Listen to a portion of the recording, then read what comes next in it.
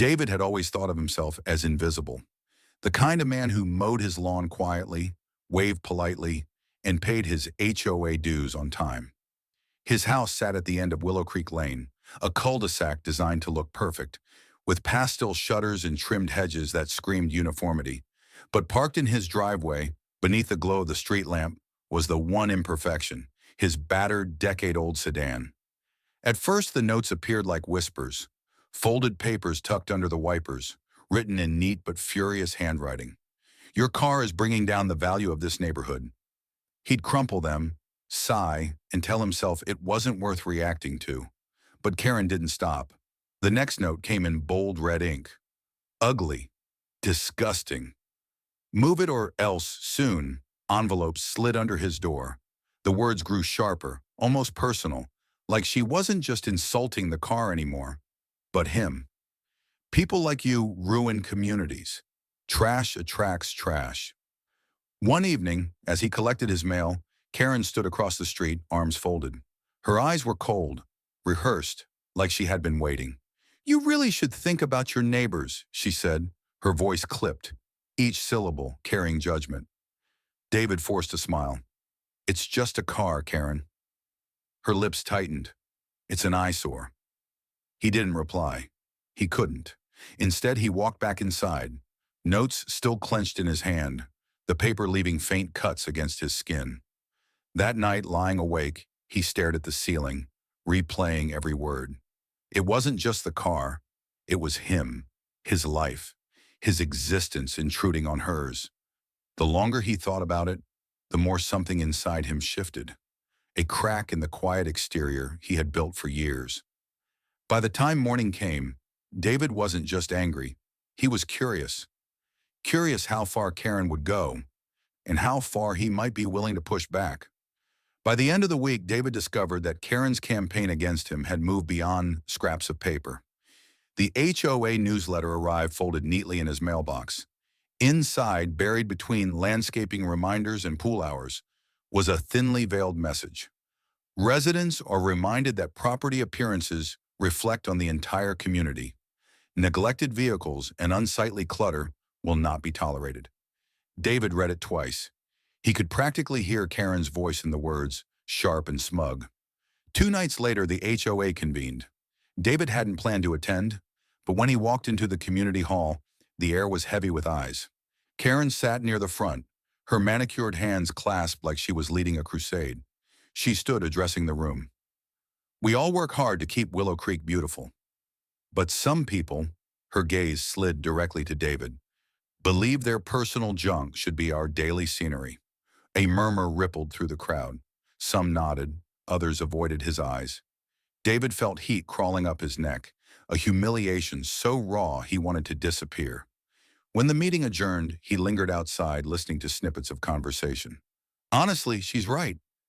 He should just park it somewhere else. Karen goes too far sometimes. For the first time, David saw the division. Not everyone agreed with her, but enough did to wound him. That night, he poured himself a drink and sat in the dim light of his living room. The notes, the stares, the public shaming, it had all built into something more than annoyance. It was war. He whispered to the empty room, You want an eyesore? I'll give you one. The idea arrived fully formed, absurd and perfect. Not a prank, not a petty response, but a declaration. If Karen wanted control, he would take it away by creating something so massive, so undeniable, that she could never erase it. Hours later, the glow of his laptop lit his face as he scrolled through listings. His pulse quickened at the sight of it. A towering, mud-splattered monster truck, tires taller than a man. Ridiculous, overpowering, everything Karen hated, multiplied. David leaned back in his chair, the faint trace of a smile on his lips. The decision wasn't just revenge, it was transformation. The quiet man was gone, and the monster was coming home. It rumbled onto Willow Creek Lane on a gray Saturday morning, shaking the pavement with every turn. The truck was monstrous, towering wheels, black steel frame, exhaust pipes snarling like some caged beast. David guided it into his driveway, slowly, deliberately, as if savoring every second of its arrival. Neighbors emerged from their doorways, phones raised, mouths open. Children pointed. A dog barked frantically, its owner tugging at the leash. From across the street, Karen appeared. She froze mid-step, her eyes wide, lips pressed so tight they blanched. David climbed down, boots thudding against the asphalt. He didn't look at her directly, but he felt the heat of her gaze, venomous and unrelenting. By evening, the HOA email list lit up. Words like unacceptable, hazard, and disrespectful bounced back and forth. But no rule existed against the truck. It was registered, insured, and parked neatly within his driveway. Perfectly legal. That night, David stood at his window, watching Karen's blinds twitch. An idea took root. The next morning, he parked the truck at an angle, its massive front end pointing straight at her living room window.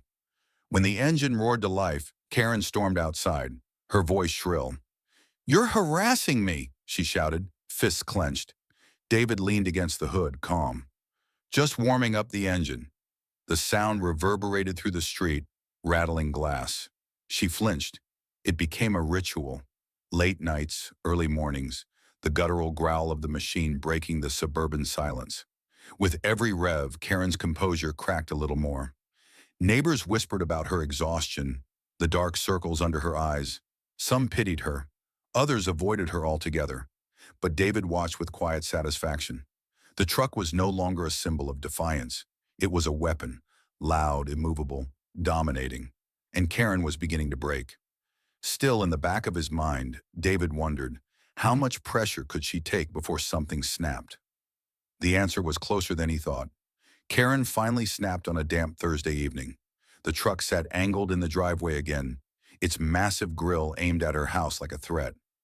She stormed across the street, heels striking the pavement with furious rhythm until she stood inches from David.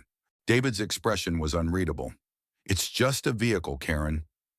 Nothing more. Her hands shook as she jabbed a finger toward the truck. "My father used to do this. Fill the house with noise, with chaos. Order is all I have. Do you understand? It's all I have left." For the first time, David glimpsed something raw beneath her rage.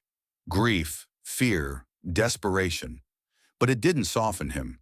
If anything, it hardened his resolve. "You want order?" he whispered. "Maybe you're in the wrong neighborhood." Her eyes narrowed. "I'll take this to court. I'll destroy you, one way or another." They stood in silence, the air thick, her words hanging like a blade between them. Then she turned and stormed back across the street, slamming her door so hard the windows rattled. That night, the quiet suburban calm fractured. A scream pierced the darkness, followed by the screech of tires, the shattering of glass, and then silence. Neighbors peeked through blinds, frozen. The truck loomed in the driveway, shadowed and still, its bulk hiding whatever had just happened. And Karen's house was dark. By dawn, Willow Creek Lane looked unchanged, yet everything had shifted. The monster truck loomed in David's driveway, silent, hulking, its chrome catching the pale sun. Across the street, Karen's curtains hung half open, but her house was still, unnervingly quiet. Police arrived before noon. Neighbors clustered in small knots, whispering. Some swore they'd heard screams. Others claimed they'd seen shadows moving near the truck. No one agreed, but all eyes eventually landed on David. He answered every question with measured calm, his voice low, deliberate. "I just want to know she's all right," he said, shaking his head as though grief-stricken. But behind his steady gaze, something darker flickered. The truck had done more than block her view. It had silenced her. It had become his justice, his truth. And as the neighborhood held its breath, one fact lingered unspoken. The real monster was never the machine, but the man who bought it.